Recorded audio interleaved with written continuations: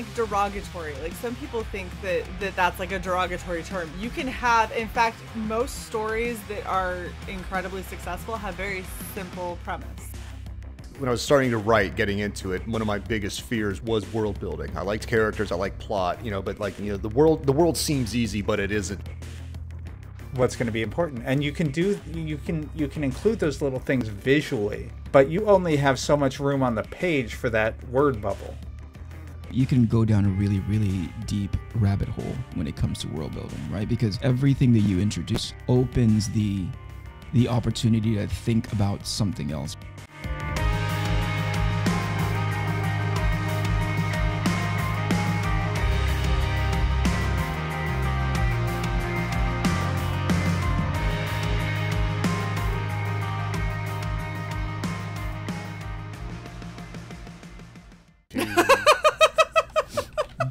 Don't lead in with a count, because we're gonna fuck with that count. It already started. I know. Welcome everyone to Writing Prose, episode 15. I'm super stoked for this today. This is gonna be a really good one. So, what? Why? Why do you laugh? Why do you laugh, Sai? The fuck is wrong with you? Every fucking time you say super stoked. Okay, you say it like 7 times during Red Valkyrie Presents. Every campaign we have, I'm super stoked. Pleased to start. Is it genuinely stoked, or is it? I'm sorry. I think it's performative at this point. No, I'm actually happy to be here. I'm sorry. So am I. You're sorry, asshole. I'm happy to be here. I'm sorry. I'm sorry that I'm happy to be here. All right. Well, obviously, Sai is all piss and vinegar today, so we're just gonna skip past them. How are you doing, Gib? Moderately stoked. Moderately stoked. That's fair. That's Properly stoked. Like you put the poker into the fire, pumped it once or twice, and you know you got a little heat going. You know it's not ablaze yet, and that's I'm properly stoked, not overly stoked. Yeah. I like it. I'm like about to burn a house down, so you know, overkill. Eric, that's a lot of stoked. I'm hoping I didn't send this money to the wrong people. Did you see our art on it? I mean, I just pressed a button. Holy shit, Eric! You press the right button, you get it properly stoked. Levels. 1 out of 10, 10 being really, really stoked. I'm an even keeled 7. Okay. 7. I'll take a 7. Yep. So I feel like Eric and Gib are on the same page. I feel like Sai is negative 13. You can stoke me more if you want. You know, we can stoke this fucker up, but Eric, I'm not. Blow on Gib a little. You're closer. No. You bring your stoke energy. Yes, Eric. Repeat that back. Blow on me. All right. So today our topic is world building. I love all of you. You guys are like the simultaneously best and worst people ever. It's amazing. So we're talking about world building. This is actually a topic that Mr. Frog G, who always chills in our chats, brought up and said that he'd like to hear more about. So, honestly, like, it's a harder topic for me because I don't build worlds so much because I don't play in the same setting for very long. With the exception of what I'm currently working on with Sai. Not necessary, because world building is not necessarily how you do it, but also what you appreciate about it. I mean, that's the thing, is you can come from a couple different angles, like a movie, a book, a television show, the world building that you do and do not enjoy. And sometimes you can look at, this is great character work, but it's the wrong world, or this is a great world, but the character work needs work. I mean, there are many aspects you can come from this. It's not just about, oh, I created this world, praise me, you know. That is true. That is true. World building is kind of pivotal in most storytelling. Even if you're doing short stories. So like I have a couple of really short, just a few page stories that are where I don't think of it like that, because world building to me always feels like something grander, like you're going to be the next, you know, Tolkien or something, where you're just going to toil forever and build this huge thing. But you know, the hearing Gib kind of describe it that way makes me realize in one of my stories, I'm plopping a person in a house that she doesn't recognize, and every detail of this house, down to the way that it's laid out, the rooms that she goes in, and the things that she runs into, the different creatures and stuff, all of that ties into building a kind of world for her to play in. Which then sets the tone and the emotional response that I'm hoping to get out of the reader. So I don't know. I haven't considered it that way. What about you, Eric? What do you think about like trying to world build within yours, and what do you shy away from? I try, because you know you can go down a really, really deep rabbit hole when it comes to world building, right? Because everything that you introduce opens the opportunity to think about something else. For instance, oh gosh, what's the most recent thing that I ran into where somebody was kind of not dismissive, but definitely flippant about like, well, why can't it just be these sets of colors and these sets of designs, right? Mm-hmm. And my attitude is like, well, what's informing that, right? Is there a history with the way they wear? Like something as innocuous as a necktie in our current world right now has a lineage and history of why we wear it the way we do. And it helps inform on that, right? So I often come from a place like that, where it's like, where did that come from, and why is it being worn that way? Now, again, that's the rabbit hole. Sometimes I just design something for the sake of designing something, you know? Right. But oftentimes I try to make it just the right amount of intrigue and surface level that I can retroactively come in there and populate with a history. I don't have to have something so thoroughly thought out that I completely have an understanding of it. I know a lot of different creators have that kind of mentality. Go talk to Rini. Rini will just like Rini will go into like the weirdest sort of like there is a network of things that she's considering when it comes to like developing her characters, her world, because she believes with those handles in place, it solves itself at the front end, so she doesn't have to think of it at the back end, right? For me, I'm just okay with just enough information to get you by, you know, within the context of like Arcathena. Like I know how the corporations work, I know the things that they're into, but in as far as like the inner workings of this company, and ultimately like what they how many pies they have their tentacles stuck into, not that much, just enough so you have I have an understanding of like how this corporation works and how the stage or the stage show works in front of the corporation, right? Yeah. But I know for my job it goes really deep into that rabbit hole.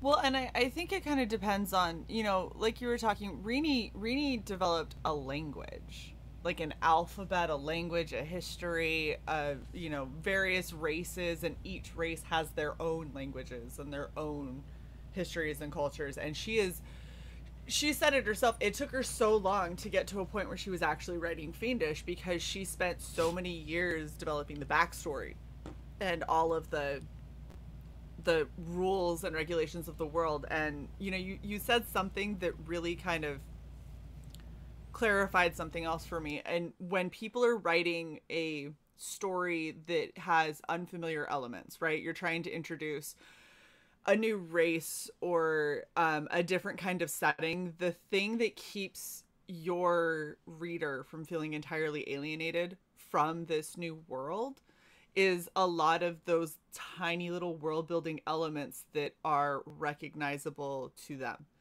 The little things like wearing a tie.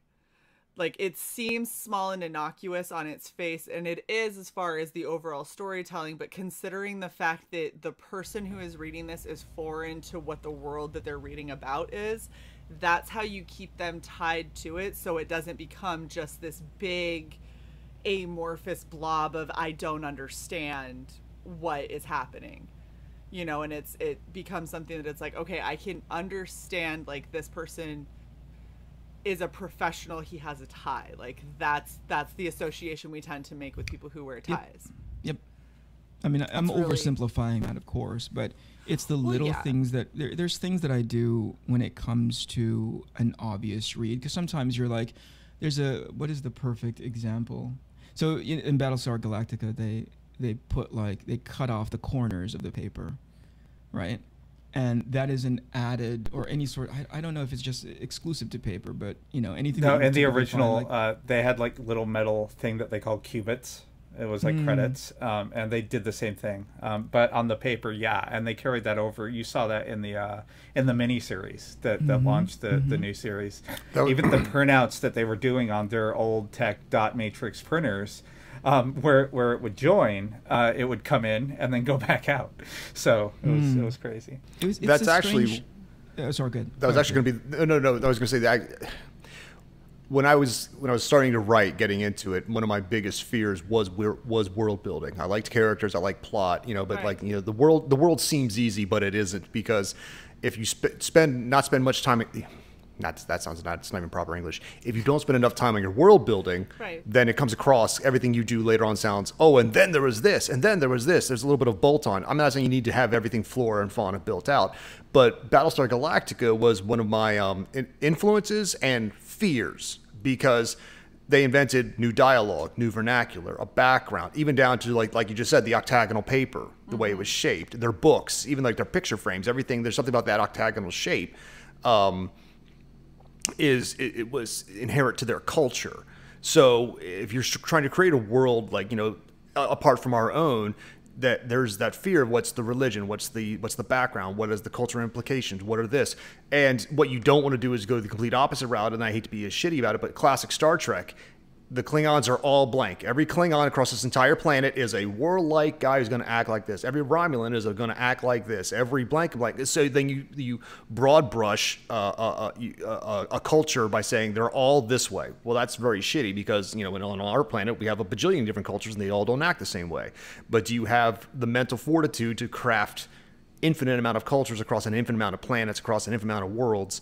And most of us don't. And when you do, you get so lost in the minutia that your readers never see it, Well, and I think keeping track of it becomes daunting if you go through and you do like what Rini has done. Rini has stacks of books that she has to reference anytime she writes anything for Fiendish, to make sure that she doesn't accidentally break her own continuity or her own rules or her own cultural references and laws that she's kind of put in place.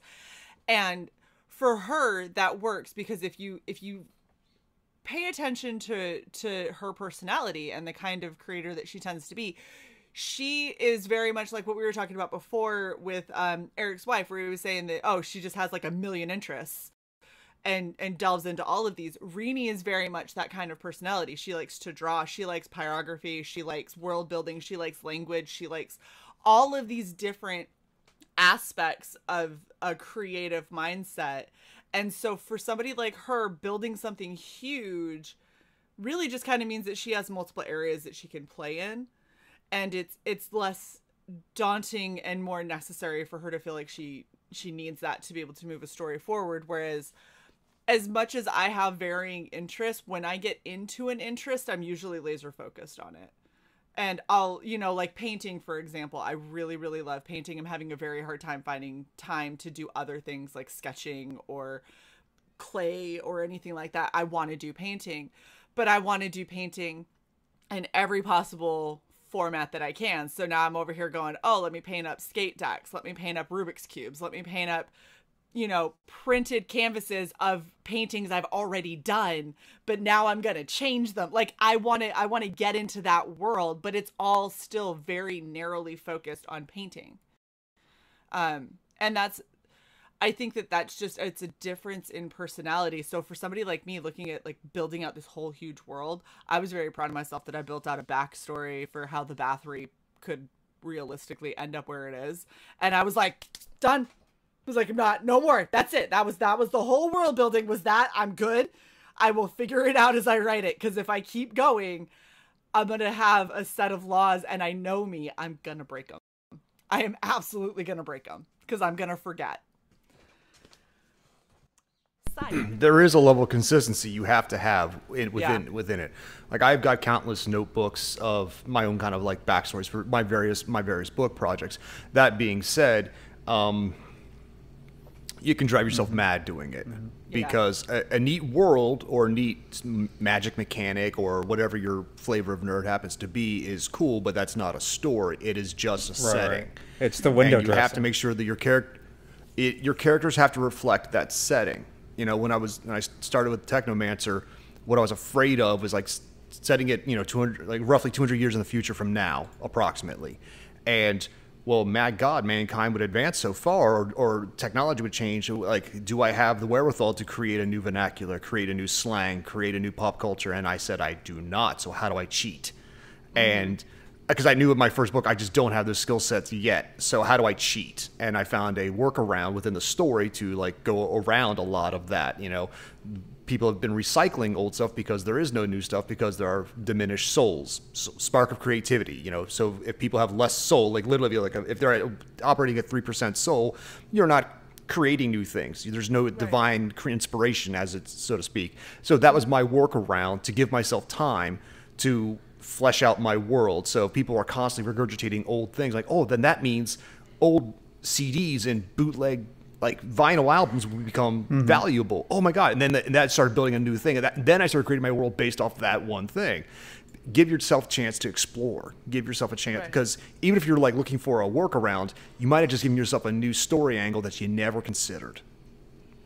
But also, Gib, let me follow up on that. Not necessarily in the context that you're talking about, and as far as like diminishing returns is concerned, you can do as ton of world building as you can, right? Because it potentially could add the texture that you need, and you really geek out over that idea. But from an audience perspective, like the diminishing returns kicks in, right? Like how much of it really comes across? It's enough for you in your head to make those kinds of decisions to go like, hey, it's kind of cool that. You know, to your point earlier, Shae, which is how Rini establishes true north when she's making decisions for her books. But for me, because I approach everything from a very lazy perspective, I'm like, that's not going to matter. That's not going to matter. You know, like, do I need to come up with a different name for like dollars, or can I just say it? Because like, it's money, you know. Money what I mean? I need units. that to read as, right? It's like I need that to read as quickly as possible, because ultimately that's not really the point. Did I take away did I sidestep an opportunity to like add a bit more texture to the world? Yeah, maybe, but can we just get there because I'm going to go focus on the alien teleportation machine instead of the money, you know? So for me, there's this push and pull of like, how deep do I want to go into that world building? Well, and you know, another thing that I think is really important that people don't seem to think about, when you're trying to create an entire world, you're putting yourself in like a position of like a god, right? Where you're seeing everything, and you know that this particular flower is different than this flower because of whatever. But at the end of the day, if you really like look at your own life, right? When you are done having an interaction with a person, how much are you thinking about that person?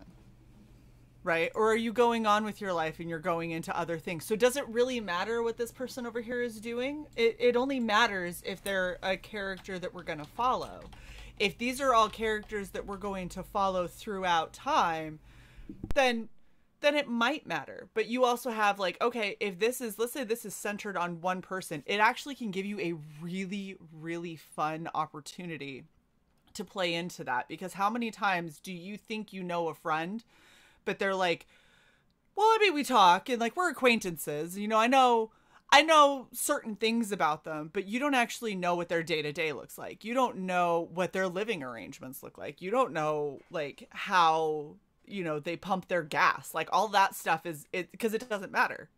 And that can give you a really cool opportunity to dive into that aspect of the story in later books, where you're like, we've been following this character so much, and now this character is finally going to go back to where their best friend lives for like the first time, right? Because they've been so self-centered that this is all that we focused on, and now they go here and they're like, holy fuck, this is where you live? What the fuck? Like, this is not what I expected. It's like, well, it's not like you ever come over, so how would you have known? You know, because it gives you those cool opportunities where you can reveal that, yes, these people do live outside of the main character, but we don't need to know that going right up front. You don't need to know every, like, The Game of Thrones series was so difficult for me to get in the rhythm of reading because every chapter was someone else's perspective in reality. And it was well done, but it took me like a book and a half to be like, okay, this character, that's this one right over here that does this. And it's like, okay, all right, I think I got it. And like charts and fucking cutouts of celebrities that I had to put in those positions so I knew who the fuck was who. It was like a damn Shakespearean play all over again. I think that's why I gravitate towards movies a lot, because it's a lot. I mean, first of all, I'm a poor reader. I am so slow when it comes to like digesting the information that as I'm reading it. It's probably because reading is an active engagement as opposed to a passive one. And when it comes to like movies, right? But I think a lot of it is show don't tell, right? Yes. So when I'm looking at a world building concept, for instance, watching Jurassic Park, that should be conceptually really dense as to what's going on, not just in the park itself, but the technology that allows the park to exist. That should be really dense as a concept. And then, but you put up Mr. DNA into like a theme park ride at the very beginning, and it's just so easy to digest. Like, oh, they just simplified it to the point of like, you get it, right? But if you really think about what needs to happen behind the scenes in order for these creatures to come to life, it's ridiculously complex. So for me, that's where I draw the line in as far as like the world building is concerned. As much as I love to do it, I really do appreciate when somebody goes the extra mile, when a set of creators go the extra mile. But at the end of the day, it's to your point, Shae, like, how am I ingesting this as my audience? Is this too complex for the sake of complex? And who's to say? Like, that's incredibly subjective. But like, I often take a position of like, how can I make this as simple as possible so that it's easy to understand? If someone should be, keen enough to go into it and say, well, what is involved in this? I'm happy to give them the breakdown of that. But initially, it's just like, again, the popcorn version of that thing. The Matrix should be very difficult to understand, and it did progressively within the second and third movies. But that first one, you got it right. It was a really easy concept. Well, and that's kind of like I was gonna say, like to the hat, Cowboy Bebop. They don't ever explain why they're bounty hunters. Like, that never comes up. They just are, and you just accept it. And then as they go back and forth and they have this whole back and forth, like, bratty kid sister thing with Faye, and it's, like, why do we keep taking her on? And they ask themselves that question because the audience would ask the same question. Like, if she's such a pain in your ass, why do you keep saving her? And they're like, she's like a kid sister. Like, what are you gonna do? Like, she's fucking. At a certain point, it's family. Exactly, yeah. and that's the thing. Is like they didn't explain how shit worked in Cowboy Bebop. They just did it. It just happened, and you watched it, and we accepted it. We were like, oh, cool. There's a couple of examples where, stick with me on this one. I'm in. I'm ready. Step one. Know your audience. Yes. Okay. So if I'm writing a cyberpunk book and I don't talk about corporations or cybernetics or anything like that, then I'm going to lose my audience. There are certain expectations that come with a cyberpunk book. If you're writing an urban fantasy series, you need magic, you need the real world, you need the grit, you need the hidden world from the real world. There's certain expectations. You can turn things on their head a little bit, but there are certain expectations. So with that being said, your audience is already aware of, like, I can say cyberpunk, neon, corporations, like, got it, understood. Like, their minds are filling in the blanks for you. Fantastic. But when something like the Matrix, to Eric's point, Matrix 1 set up this world, show this thing. It's amazing. It's cyberpunk meets urban fantasy. It meets these type of situations, and we're on board. Matrix 2. Oh, and one more thing. Oh, and one more thing. Oh, and here's a new level. And it stops. That's a great You're point. like, it wasn't built out in the beginning. It might have been. I know the Wachowski sisters claimed that it was, but it doesn't feel that way. It feels like you're just adding on for the sake of adding on. Right. And then come the third one, and like, And then it becomes a House of Cards. I'm the key master, and I'm in another level, and I'm Seraph, and I guard the thing. I'm like, now it feels like someone's Dungeons and Dragons fantasy that's gone too far. That is never. And you're not building on that anymore. And it's, if you know your audience, do a little bit of preparation, and also know where it's going to go. Like I like movies as well, love them, because it's mostly world building, and the character stuff is very minimal. Show me, like, you only have roughly like 30 minutes for your first act to show me the world and why I care. Yep. The next hour is the second act, which is the longest act, where it's like, they got to go to their very worst. And the last 30 minutes is in your climax, when all of a sudden everything's got to come together. A television show has to do more character work and the more world building, but you have to like more drama, no matter what the show happens to be, because you've got to fill 8 to 14 episodes under the current TV model of how you're going to do this.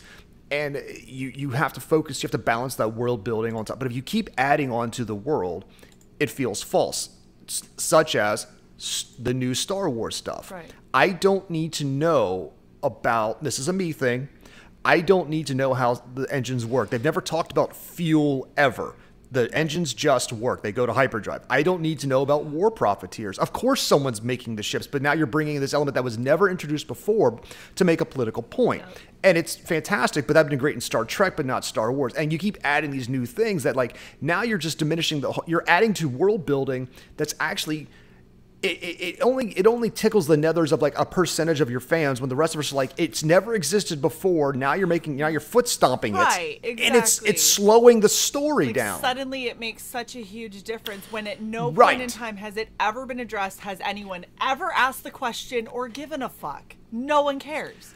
No one cares about it. Right. I didn't even know there was never even fuel in Star Wars. No. In the books, yes. In the expanded universe, they reference certain fuels to enact the sublight reactors. But usually it was like thruster, the thruster fuel, right? Not the hyperdrive. Because you're literally thrusting and burning something excess. Right. So that would make sense. And that would be fuel, but we still don't need to know. And the entire plot of Solo was around a fuel thing, a fuel heist, you know. And it's but again, it's like, it is, and it's. But it's one of those scenarios like when you continue your world building, you're now diminishing what came before. Or if this has always been an issue, then why didn't you care about it before? A hint at any point in time prior? Right. Ever. Yeah. Right. You know, it's adding on doesn't make it better. You see at the end of Star Wars when they're getting ready to attack the Death Star, you see the hoses attached to the X-wings. Whatever. Fine. But you can't make it a worthless detail, right? And then make it the most critical detail. You can't rubber band like that. You have to have at least addressed it moderately from the beginning. Now, my 3 things. Hold on real quick. Shae, I'm just going to say one thing. No! Right? So Kill you. The thing that I think is funny, because you just said they made it a worthless thing, right? They made it something to make it make sense to us, because most of us have seen what happens when an aircraft has to refuel in air. On a flight line. So like they took something that was like, here's something crazy that you can't possibly relate to. Here's a way for us to make you relate to it. A visual cue. Exactly. And that was all that it served. That was all that we needed it to be. And then all of a sudden it's like, by the way, it's a huge deal. And it's like, well, it seemed like a pretty normal thing, and now it's an extraordinary thing that doesn't make any sense. Anyway, go ahead, Cy. I just had to get that out. Okay. So, my 3 things. Let's really quickly. I need to backtrack. Okay. Eric's Jurassic Park. Okay. You were talking about how that had varying degrees of importance to varying levels of your audience. So you had the fake Microsoft paperclip Mr. DNA, right? So that kind of downplays it to the kids level. You had also the theists or the religious people in the audience, and to that you had Jeff Goldblum, Life Finds a Way. Mm-hmm. Then you had the scientific approach of B.D. Wong, here you have the geek that is going to explain the minutia of it, how it happened, how we did it, why we're tempting fate, and how it's going to fuck us. Right. So you had those three different levels, but then alternate, you have the danger of falling down that rabbit hole. And just like someone's book, who we can't mention, or someone's project that we can't mention, who we just edited, okay, you fall into that trap of you have all these extraneous details, and when Gibbs a little bit freer because he has a novel, right? He can fill what space he wants to fill. In a comic or a graphic novel, you're working within constraints. Granted, it's your own book, so you can make it a 300-page book if you want to, but that's just going to drag the story down. And same goes with Gibby. So you have to kind of what's going to be important. What's going to be important, and you can include those little things visually, but you only have so much room on the page for that word bubble to be able to express these things. Yes. Otherwise, you're going to have to do that bullshit that we pointed out, 10 episodes of this ago when we were talking about, the 40 panels that all look exactly the same, but you need them for all of those word bubbles that you're now explaining. Right. And you shouldn't have that much exposition in something that is super visual like that. That's visual without an audio element. There's no reason. And even when you have like in movies with the audio element, every time you have somebody grandstand a point, it's always a bit of a slog for the audience because you're like, okay, all right, you're super bad. Let's go. Yeah, so you got to find that balance, and I think that's what everyone here has touched on. And to kind of address the original topic, because it never came around to me of how do you do world building. Right. So when I have written, okay, I am not currently writing, so I have to throw that caveat in there. It's been about 2 years. When I have written, okay, it's always been with a world, but it's never been a world fleshed out enough in my eyes, in the eyes of the people who are familiar with that world. So it always became incumbent upon me to not only flesh out the details of the world as seen by the fans, but then you have to add something to it. Otherwise you're just regurgitating shit and changing one or two things. So what I did in my story was I took that post-apocalyptic world that had its own mythology, and then I tried to interweave actual mythology into it, as in like Greek and Roman mythology into it. So that it gave it a depth that I think was very lacking when it came to the show, at least up until that point. Now, they eventually took those characters in the post-apocalyptic world, and there was a sci-fi element to it because half the cast was living in space at the start of the show, and half the cast was on the post-apocalyptic Earth. But then, in I think the fourth year, which I haven't watched, they go back into space and do all this other stuff to expand it in that direction. But in that beginning, it was just so shallow, and not because of it necessarily lacking even more detail, but they just refused to dive into it, and so. There's always going to be that balance. And Shae rightly points out, you do get kind of the godlike feeling of, I have total control of this universe. But that's also the trap. Yeah.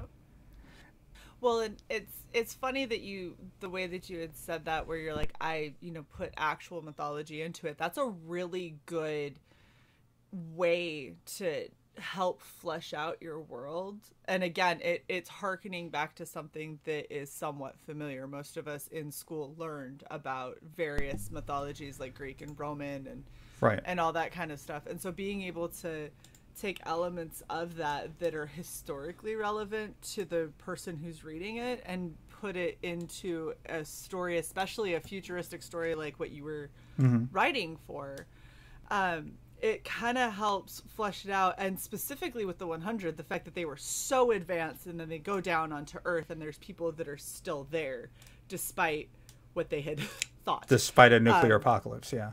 Exactly. And people still survived. It really adding that bit of mythology really kind of helps that juxtaposition of the super advanced versus the primitive. Well, and that's that are still there. That's kind of the dichotomy, because so Right. the people who were living in space survived because of gene therapy to increase their resistance to radiation, while they were and spending. running away. Well, yeah, but I mean, even in orbit for 100 years, they still had to adapt to the radiation.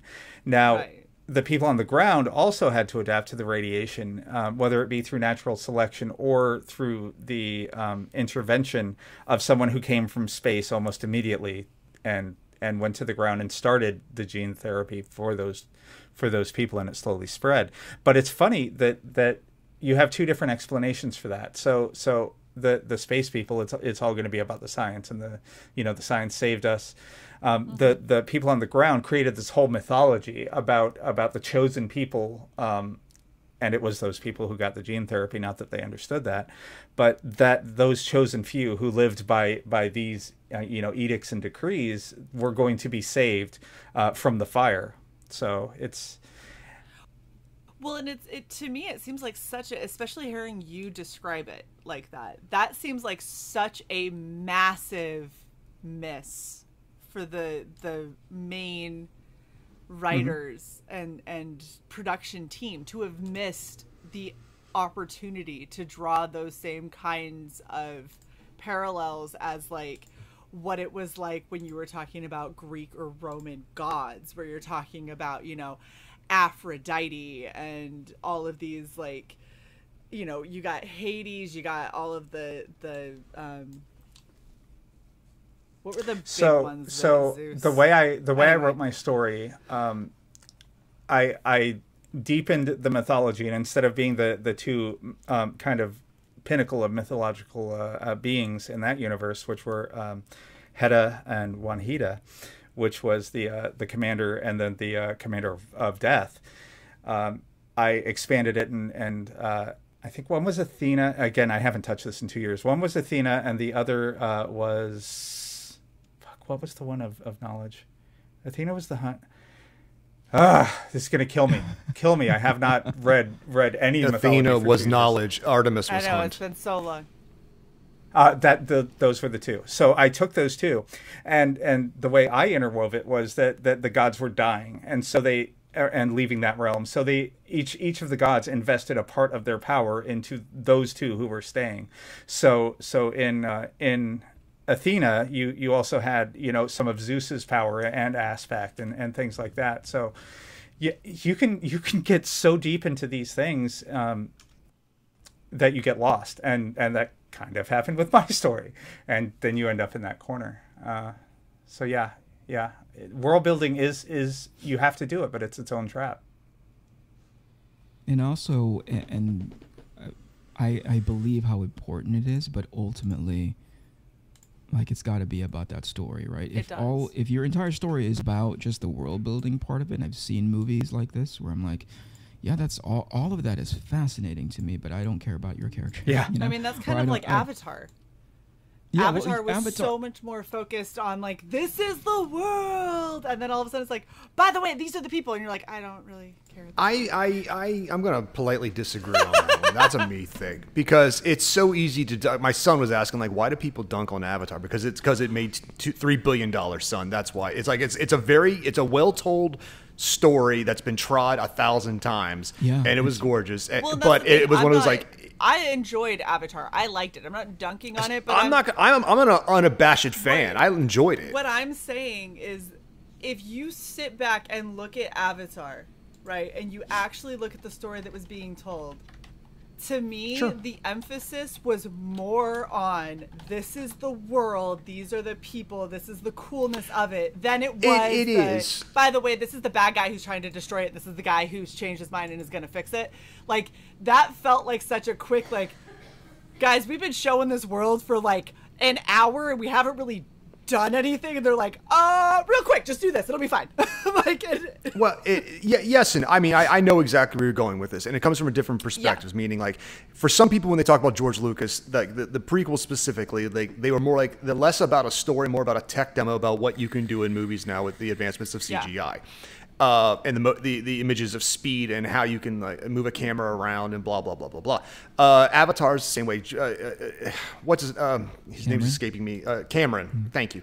Has always enjoyed pushing the boundaries of what filmmaking can do. You know, like The Abyss is one of my favorite flicks. It's an interesting story that's a very slow burn in the beginning, but it's also the CGI and the world building and everything like that is creeping up because he's literally just wants to show you that one water tendril. It's like he felt he built a movie around the ability to make a water tendril, but he did it in such a way that it was amazing. And in Avatar, it's like it's a 99% CGI movie that has a story of like, I'll reduce it down in a very dismissive way, the white savior complex. You know, the guy who goes native and hates where he came from, and I'll fight for the natives. And, you know, some people will call that good, some people will call that bad. I'll leave the politics. So you interpret it how you want it. I enjoyed the movie for what it was, and I enjoyed the story. But again, that story's been told through Ferngully and Dances with Wolves and Last of the Mohicans and everything else you've ever seen. I think in things specifically, like, it was very much like Ferngully, right? So if you're looking at Ferngully, the way that they and Pocahontas, the way that they handled the character development in Ferngully was leaps and bounds better than the character development in Avatar, where there was a lot of cool flashy, but it almost felt like a lot of the CGI was distracting you from the fact that the characters weren't super fleshed out. There wasn't a whole lot that you got to know about them. You didn't really feel a pull to them. What it was I kind of like these blue guys over here, and I want to see more CG, so I'm on that side. And the guy that they got to be the baddie was the most stereotypical looking asshole they could have gotten. Like, and they played into it so hard. But the thing is they chose that aesthetic over building a really strong character, because he's not there's like zero redeeming quality about him. Like there's not a there's like I know the vein that you're going down, but like I write that level of like simple and basic. So everything that you're saying, it's not an affront to the way I write. I'm all like, yeah. And so I'm kind of like shrugging my shoulders, like, yeah, that bad guy has pretty face value. Bad guy. He's two-dimensional. But the thing is, like, it's one of those, like, okay, if we're comparing, like, I guess I'm coming to Avatar's defense. I'm not a big city lawyer, okay, but Ferngully had a runtime of 1 hour and 16 minutes, whereas Avatar was pushing 3. You know, so you have to fill that time. You know, yes, because he wanted to so much time with CGI. Well, right, but he's literally bringing a world you've never seen before to your eyes now, and that's the thing. It's like he did do the things like, I'm creating a world that's in my mind and in such a way that you actually understand it, and the science of like, hey, this guy's a clone. You go inside the body, your brain jumps in, okay, boom, and you accept that. You didn't spend a lot of time with like now here's how neurowiring works. They didn't care. No. They didn't have to do that, you know. And you introduce the native population, you introduce the indigenous population, and the flora and the fauna. He did all that stuff, but he also did it while telling, like I said, yes, a generic story with two-dimensional characters. But it was one of those, since you know the two-dimensional characters and you know the two-dimensional story because you've heard it before, you're on board with like this. I mean, and again, at the time, it was all 3D when nothing was 3D, but it was 3D in a way that no one's come close to touching how well it was done at the time. Right. Everything else, like this was designed for those cameras to immerse you into that world. So yeah, it was a literal world building with a story you've heard before. I am completely tracking that. See, and the thing is I like so Avatar. I like Avatar for what Avatar was, right? Avatar showing exactly what you could do with CGI and how beautiful something could look and how well integrated it could be, because in all honesty, it was pretty fucking seamless. I'm on board for all of that, but if somebody's going to try and tell me that the story that it told was just so fucking deep, I'm sorry, I'm out. It wasn't. It wasn't a deep story at all. It was a movie you go to see for the spectacle of what was on the screen. That's why you were going. You weren't going for this really in-depth character development, heartfelt story. You were going. You apologize to Jake Sully right now. No, Jake Sully, you know nothing. Before Jon Snow knew nothing, Jake Sully, you know. I'm just saying, it's not that it's bad. It's just not what the goal was. I think what happens there is, if we go 2 steps back to the Matrix example that Gib gave, right?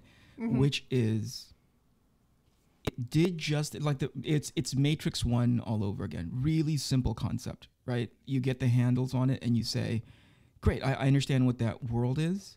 I think if you add one more layer to Avatar, it turns into Reloaded and Resurrections. You don't need to do that much with that concept, right? Like, you don't need to go into, intergalactic politics of Star Wars. Why? Why is that critical to understanding that? Why do I need to know about midichlorians? That's not necessary.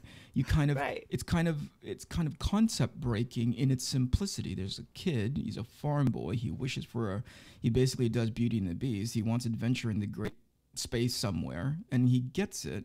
And there's just an added layer of like, oh, that's your dad, right? But it doesn't need to get any more. I don't know why they add complexity when the complexity isn't critical for you to build character, right? Right. Yeah, absolutely. And again, it's, I don't know. I'm overly simple. If that's a bad guy, that's a bad guy. My wife and I, she just broke down Rambo for me a week ago. She was like, I have never seen Rambo before. I'm like, you never have? And she's like, yeah, isn't he the guy that just like puts on the red bandana and suits up and stabs people? And I go, Yep, pretty much, Rambo through and through. So just by accident, or not accident, but like, we were just putzing around last night, and I put on Rambo, and then she goes, yeah, see, look, he puts on the bandana and he stabs people. And I'm like, yeah, no, that's accurate. Now, was it Rambo or was it First Blood? First Blood Part 2. Because I can wax poetic about First Blood for a long time.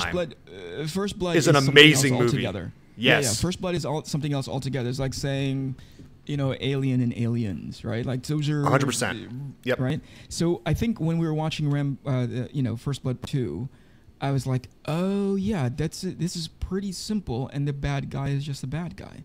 They don't develop them anything, and I don't know if you develop them you need to develop them any more complex than what they presented. I think we get caught in these traps and oh my gosh, look how exotic or intricate or well built, well thought out this world is. But at the end of the day, the story doesn't track. So I think that's why Avatar is successful. When I was watching, I'm sorry, I have one more thing. When I was watching Ready Player One, I was like, this is interesting and fascinating, and look at all the different Easter eggs that I'm catching here. But at the end of the day, like, I don't care. Like the story still needs to be as simple as possible. And I'm not using simple in like the rudimentary, it's accessible, kind of way. Anyway, well, and go ahead, simple isn't like derogatory. Like some it's people not. think that's like a derogatory term. You can have, in fact, most stories that are incredibly successful have very simple premise. And that's exactly where I was going to go with the Shae.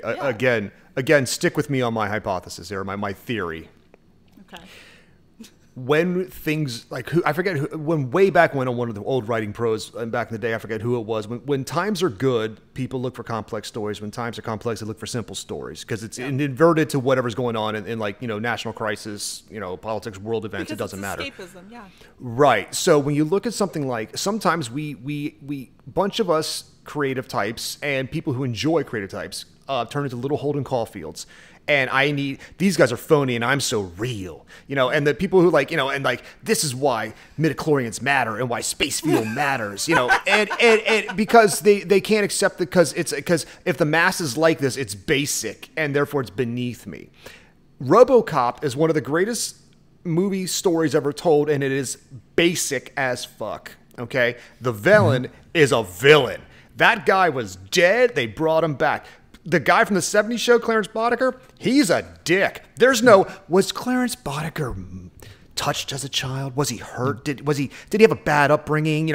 Or is he just a psychopathic dick? And sometimes that's all you need. And it's basic. All characters are there's no three-dimensional character in RoboCop, but it will go down the annals of history as being. That was before Cy could say something.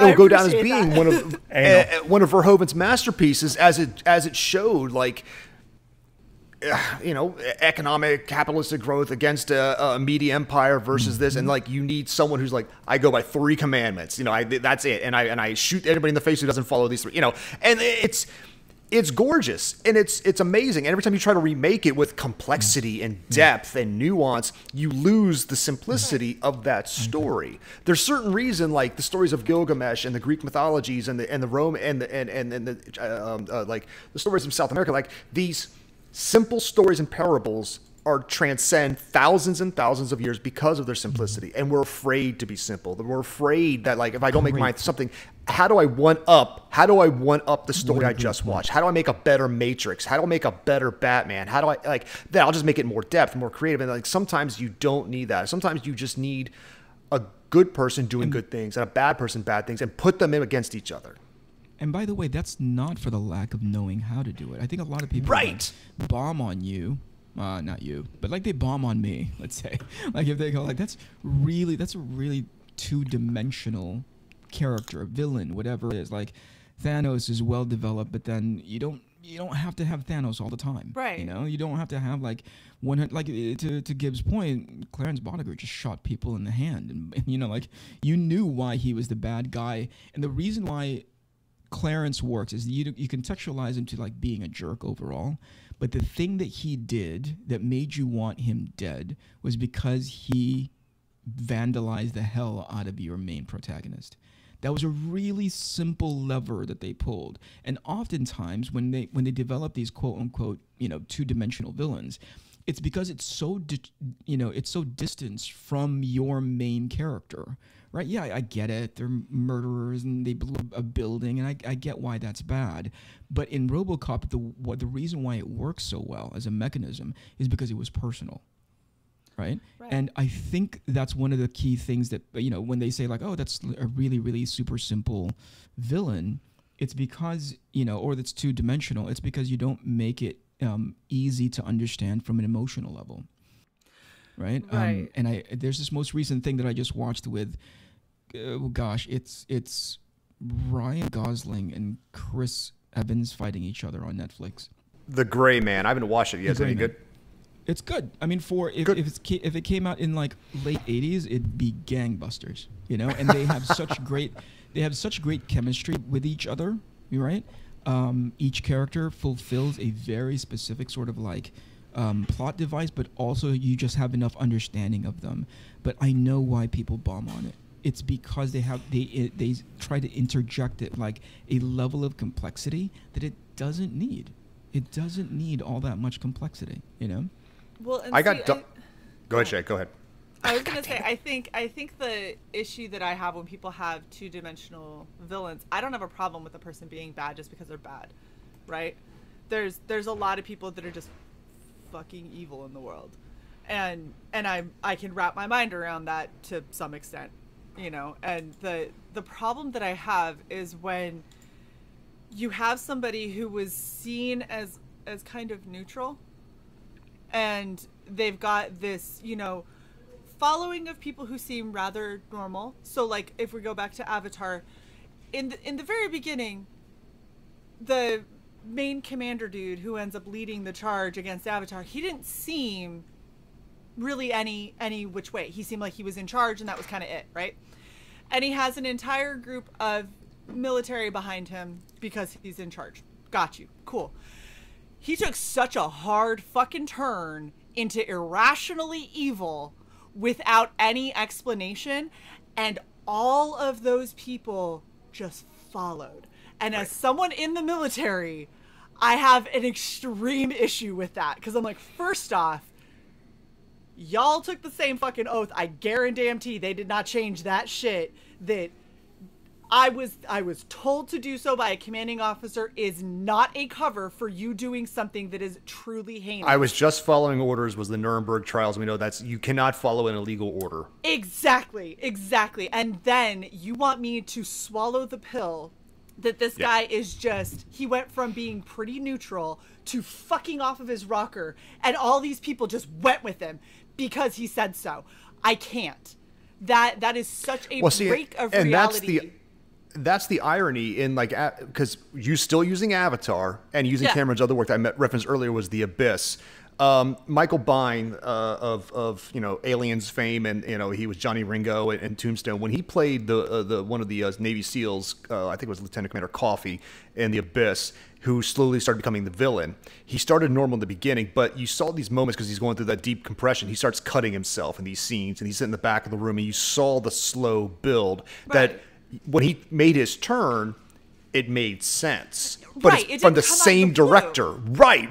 It made it so that's the irony is like I agree with you. That was a bad villain turn because sometimes you need Magneto.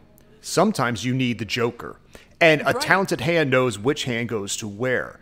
I shared this with Cyborg the other day. I got dunked on by a fan on one of my books that says they enjoy the story, but they hate how Salem fights. Meaning Salem he's the most beat upable character ever, and like he shouldn't be able to. He's got cybernetics. He's got this. He should be. If I had these things, I would dominate. And I'm like, this reviewer clearly wants a male power fantasy. Exactly. I want to. And Salem want my does characters kick ass. I mean, there are books and books of him kicking ass. He just but doesn't the thing is, I think. That is... Well, the thing is, when I created the character, I created someone I gave them cybernetics not to make them superior, but to give them parity with demons, because demons are bigger and stronger than humans, or with these other creatures. Like, just because you're on par, now you're overwhelmed by things that you were on par with. Now it comes down to you're going to get your ass beat, and it's all about grit, and that's the kind of story I was telling. But this reviewer just went off on me, and I'm like, thanks for your money, I guess. Didn't he give you 3 out of 5? Yeah, 3 out of 5. But this is on book 4. You've been along for the ride. This is what makes me laugh, though. Those are the same people that say, "Oh, I wish a TI would get up in my face in basic training. I'd lay his ass out." Like, no, you wouldn't, because I've seen every single one of you who ever said that. What did you do? You pushed until you cried like a little girl. That is what you did, because you know what? You want to be big and bad behind your keyboard. Your ass wouldn't do fucking shit. You would get owned, because that's what happens. I've said on many occasions, someone overpowers, that's it, you're done. Everybody needs to be punched in the mouth at least once in their life. Yes, please. And not just punched in the mouth. Because getting Or the nose. usually. I'll give it nose. Well, one thing is what I mean is, some people, when I used to do martial arts, I would get hit in the head and it hurt, but I could take it. But then if I get hit by someone who's double my weight and it just sends me to the ground, or when I used to play football and you get tackled by so overwhelmed, so you get hit so hard that your brain is like a blank screen with a blinking cursor as you mentally reboots. What just happened? Have you ever gotten hit in the jaw and you were so pissed off at the time that all it did was produce a loud ringing noise, and you don't even, it doesn't even rock you at all. You're just that fucking pissed. Yes, and then I hit my friend back. I could tell you about Cinco de Mayo 2000. Yes, I know that night very well. Yeah, I was in Korea. I could tell you this. I'll tell you the story later. That was the one time I've gotten punched in the face. What that happened. Well, I'll tell you this stupid story later. It's not great for this content, but point is. But my point, what I am saying is for this reviewer and for characters, you want to put your characters in this world that you've created sometimes in positions where it's they've gotten hit so hard that the metaphorical dick is in the dirt, and you've got to push yourself up, get up. And that's in the one Spider-Man movie I like is Spider-Man Homecoming. Get up, Spider-Man. Get up, Spider-Man, because he calls for help and no one's coming, and he's got to tell himself to get up, Spider-Man. And I appreciated that. It wasn't someone, no one came to his aid, but he had to and it wasn't easy to get out of, for all his abilities, he got his ass beat. And that's kind of what we want our characters, our heroes to do. Yeah, John Wick gets his ass beat. Yeah, but even John Wick, who's an overdog, gets his ass kicked. But see, that's the thing. Then people who talk a lot of shit online, they just need to get their ass beat once. Yeah.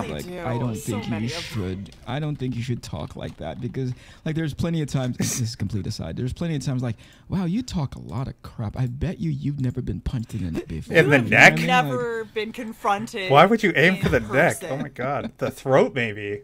Because you missed actually the jaw. getting around. Well, if you get punched there, the whole your karate and everything, you get a blood flow thing, it jerks you off. Yeah, I know, but I mean, or if you ever someone in the dick. And I'm such a bad fighter that whatever I'm aiming for, I'm easily I'm gonna miss. What was it, Fight Club? Why'd you hit me in the ear? Exactly. Why the ear? I was aiming for your nose, I swear, they turn. Well, like I've shown this on camera before many times. Like when I used to do competitive martial arts, I got kicked in the face. This guy was just better than me, and I was in a tournament. And the only way I could win was by getting excessive contact and bleeding. So I stepped into a kick, and to this day, my nose turns all the way around to here my gosh, because the cartilage is all smushed, you know. And that was, I was 19 when that happened, so many years ago. And but it hurt like shit and blood shot out my face, but you just kind of like had to deal with it. But have you ever been sidekicked and right below your solar plexus when it hits you, like center of gravity's off, your aerial escapes, and you're on your ass? There's nothing you can do about it. It does hurt. It's nothing to do about your size, as if like they hit you so hard that you just you peed a little. So. Well, that's the thing is like I honestly Aikido was one of the You best talking things. about Aikido was one of the best things that I probably could have ever done because Aikido has literally nothing to do with your size. In fact, if you are super yoked out, like really muscular and huge, it really just means I'm going to get you into a joint lock so much quicker. If you're coming at me with force, I get to redirect that force and you're going to go so much farther. And so, you know, I tell this story a few times, but my ex and I were taking Aikido together, and we both had done martial arts growing up. So whenever we got paired up together, we actually tried to hit each other because we both understand the best way for you to learn is to do it wrong, take a hit, and then go, well, I'm going to remember to not do that again because that really fucking hurt. You know, like I rolled up at one point, I rolled up right into his face instead of laying out like you're supposed to when you fall. I rolled right up into his face, gave myself a bloody nose, and was like, yep, don't roll up. Stop doing that. That makes sense. Because when I took Krav Maga, my favorite martial art I've ever taken over the years was Krav Maga. And you train with your sneakers on. You don't take them. You don't go into. There's no gi. There's nothing like that. Just wear workout clothes. But you wear your sneakers because when's the last time you got into a fight barefooted, kind of thing. And they was in like in the level 1 stuff. Yeah. Well, that's Florida, man. So like one of the a lot of the training scenarios they do are what you just call practical application. So they show you a few things, and then they want you to go through the motion. Meaning, so one of these drills is lay down flat on your stomach, on the ground, hands by your side. Then three people will lay on top of you with kick shields, like those giant pads. They just jump on top of you. They turn the lights off, turn on a strobe light, turn rock and roll music up to ear bleeding levels, and the drill is get up. Yep. You just got jumped. Get up. Get up. Find a way up. And it's like your brain goes in overdrive. Or there's this one drill, you stand in a circle, and like there's 6 people around you. 5 of them are coming at you with kick shields. One's gonna try to get you in a headlock. So you're trying to like move people, and just because you don't know who's coming at you with a headlock, and all of a sudden, you just have to react. We do something similar. I'm going for balls every had time. We had a circle. It was a 2-foot circle. And the drill was you had to stay in the circle and not get hit by the person coming at you. So you had to constantly redirect. So all it was sidestepping, and like as they're coming, right as they extend, you sidestep, grab their hand and throw them off. And just, it was hilarious because I knew my ex was like, yeah, are you ready? And I was like, yep. I was like, don't hold back. And he goes, don't worry, I won't. And he was so exhausted by the end of it. And I had moved like almost not at all. Now I was like, are we done? And he was like, the fuck are you talking about? Are we done? He's like, holy shit. And he was in like amazing shape, but it was because he was coming at me with so much force, and I would redirect. He would just off to the side. We totally got off topic of world building, but that like getting into the idea of understanding, like ass kicking is good world building. It is. Well, it is. I'll bring it back to you. If you want to know how something works in your world, you need to sometimes practice it. So if you need to know like if you want to find out how quickly you can get gassed, you want to go to a heavy bag. And I don't mean just punch. I mean, punch as hard as you can for 2 minutes straight. And find out after 30 seconds, you'll find out you have nothing left and you have a minute and a half left to go. Now imagine your character in that world, where they are like doing the ninja flips or the whatever, whether it's against a cyborg or whether it's against a witch or a werewolf. You have to like know how gassed someone is, and your world will reflect your character, and your character will reflect your story. But you as the creator have to kind of put yourselves in these little weird situations from time to time and ponder what if. And if you don't know, go find out. Well, that was the same thing I was saying with the Avatar thing, right? If there was something, I'm tired of your Avatar hate. I know She has been an Avatar thing for a little while now.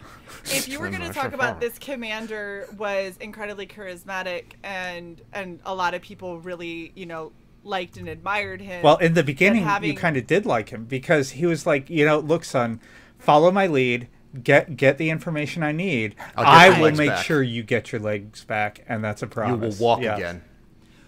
Right, and so but that's the thing is he starts there and then he takes such a hard shift into such an immoral territory, and there wasn't a whole lot of build for that to get there, nor was there a whole lot of build with him and the other soldiers that would just blindly follow him. There's no reason that they should have. He had a respect for the danger of the planet in one moment, and within an hour he's ready to commit genocide against a people. Exactly. Right. Exactly. That's That an was the escalation problem. of force, to say the least. And that was honestly, that was my biggest issue that I had, is because the only person who seemed to note that this was overkill and irrational was the main character. And I'm like, Right. really? Out of all of you? Well, the one pilot, the one I don't know, Right. scorpions or their hover helicopter jet things. Right. But that's what I'm she's saying. like, It's no.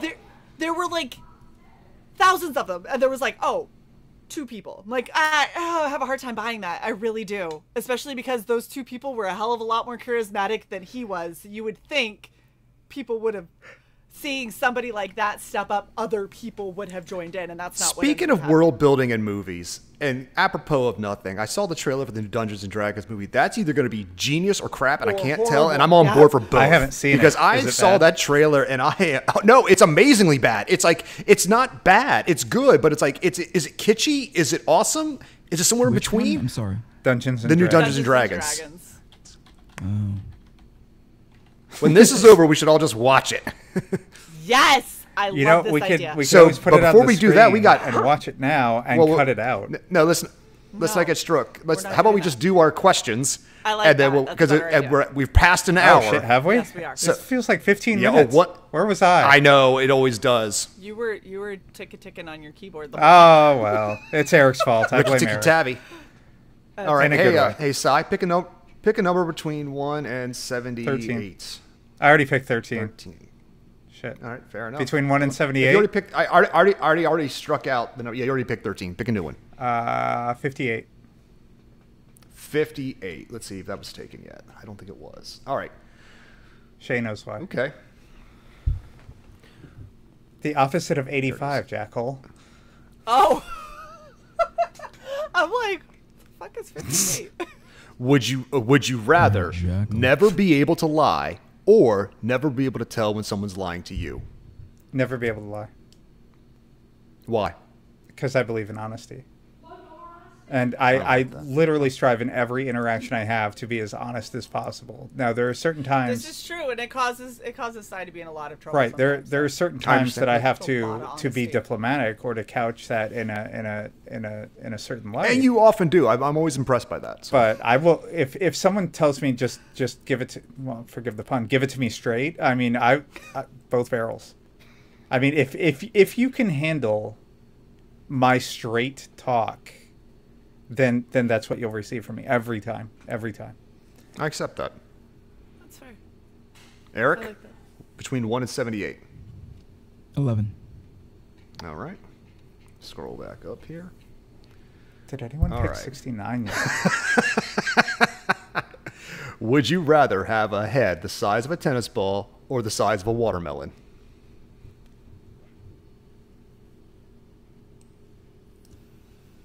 Tennis ball. I would. You want to go Beetlejuice with this? Yeah. I- yeah. Why? Tennis ball only because my shampoo would last so much longer than it's already lasting now. I want to know though. Does his Yeah. voice go up just like Beetlejuice when he gets his head shrunk? No, I hope it doesn't. I like to think it stays- Yeah, there's like a lot of caveats. Like if it stays everything the same right now, like a pinhead would be like such a ridiculously awesome life. Oh my God, That would Eric! be so- Oh my God, that was. Well, because if you go watermelon, all of your shirt neck holes would get stretched out. Hats are Yeah, impossible but at that point. You know, between the two levels, the two ranges of ridiculous, I'd rather go for the most ridiculous because watermelon head isn't too far away from my head now. And people are just gonna be like, did his head get Is bigger your or did head he just body slightly get I've smaller? seen watermelons when the we all size lean of in- Eric's Not head. enough. Lean back. It's normal. There's not enough of a difference. People would just be like, I remember him a little bit differently. Your glasses If I had won't a fit. pinhead, Either I'd be like, way. something is genetically wrong with that man. No, it's going to be he lost a bet with God, and this is the outcome. Yeah. That is definitely not weight loss at play. That is curse of some sort. So You know what I mean? he pissed off some gypsy. He finally, Yeah, I'd rather he go that finally way. stepped into that church, and we see how unholy he was. Overall, I good, accept good that. question. All right, fantastic. Here, I won't go last. Someone pick a No, number for Shae. me. I didn't go. I know, you go last. Oh. I went last time. I'm not trying to make this about me. Oh, So got you. 18 for you. Okay, 18 for me. Would I rather be in a fight club that meets once a month or a book club that meets every day? Oh, fight Oh, club. hell yeah. Fight Club. Oh. Easy. Fight You know, Club, that's too much. once a That in month. contrast to my freaking question I know, sucks, man. I know. I think- Take that question. I need a didn't make recount. these. I had pulled these off the interwebs. I didn't write these. Shae, you, Like, it's one of those. Like, I cheated a you're long never time picking ago. for Gibby Eric, again. you could be a pinhead. Gib, you can go fight the fuck Yeah. out of something once a month. I'm like, ah. Yeah, I'd rather be in a fight club once a month than like a Okay. book club every day. Oh my god, these Hold on. pretentious. What fuckers about every what day. about I mean, doing this stream every day? You guys are dope. I can Yeah. do this every day. Okay. Sweet. If we set an hour aside a day just to bullshit, Yeah. and then we stream it and call it content, then Fuck yeah, yeah. easy. I mean, that wouldn't be bad. I want to see I mean- Shae keep up on the editing though. That would I know. not happen. Oh, at that point it would just be outsource. unedited. It would be the unabridged version. You know, Raw. like Eric, what you drawing? Writing Get your- prose get your- raw. Yeah, exactly. Balls and deep. Shae, pick your numbers, Shae. 3. I don't think Eric Okay. could handle daily. We picked 3 last time. That was spaghetti. Eric picked 3 last time. That was spaghetti for hair or sweat for mayonnaise. So Oh gosh. Okay. Mayonnaise for sweat, not sweat for mayonnaise. Oh my god. Eat that sandwich. 8. All right. Aww. Would you rather talk like Yoda forever or breathe like Darth Vader forever? Talk like Yoda. No, breathe like Vader. Yes. No, I would so much Why? rather talk Now this like is Yoda. Shay's question. Why would you rather talk like this? You would like all for life, you know. Because everyone would think I was taking the piss and it would always hit that point where it stopped being funny and I would just watch the joy drain from everyone's eyes. I'm gonna turn I feel this. like I'm gonna that'd turn be this adult for a second, but there's a simple like harder there, yes, do harder there, yes, do, and like yeah, there. Where's Yeah, is where's Eric the gonna turn off? video? There it is. Yes.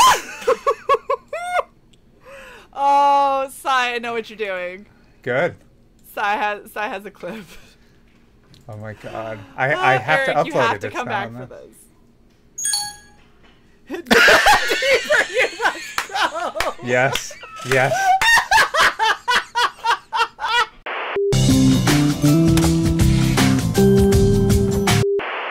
Well, at that point, I hope he means philosophically because I'm already giving you the straight barrels. You know, like there's. Hold on, it's There buffering. just would look. I'm already bad at sexy talk, so there just wouldn't be any. It would be just. I like, wanted you "Oh." breathing heavy the entire time. I would not want to breathe like Darth Vader during sex. That'd be awful.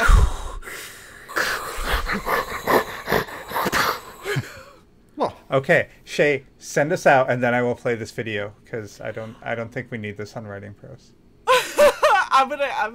We're gonna keep it, and we're gonna do it. Really? Okay. Thank you, everybody, for watching another episode of Writing Prose. We really do love having you guys around, and It's so do not fun. forget to- all 9 of you, you're great. Yes. You're all fantastic. Damn it! You know what? We have a lot of people that actually watch it on replay. Thank goodness. Yeah. I know they do on replay. Off the rails. This is Sandy gone. gets That is- everybody to come and watch.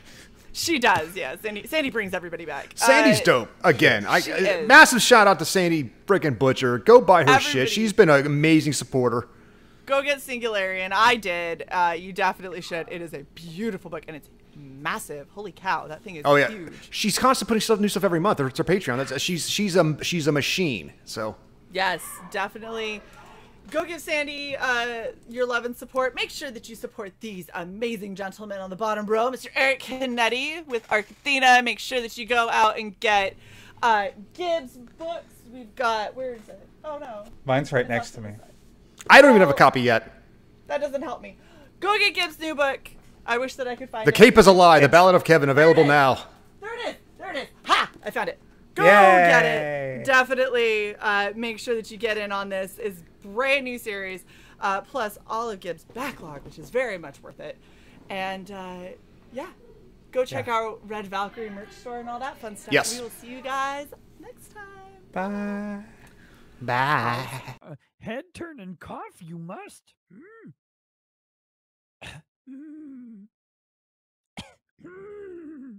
Again, you must cough. Almost there I am.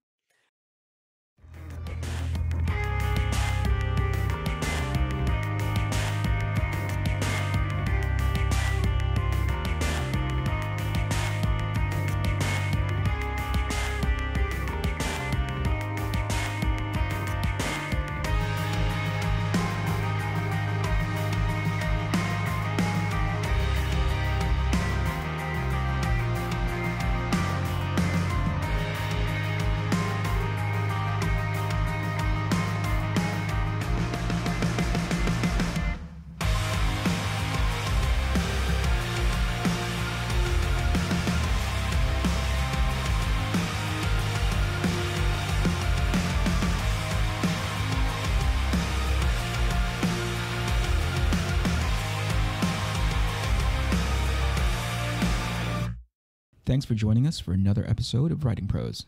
Please like, share, and subscribe if you've enjoyed our content. You can also become a channel member or shop our merch store to support us. We're currently accepting fan-submitted stories for anonymous on-air review later in the season. Send your submissions to redvalkyrie.writingprose@gmail.com. We'll see you next time.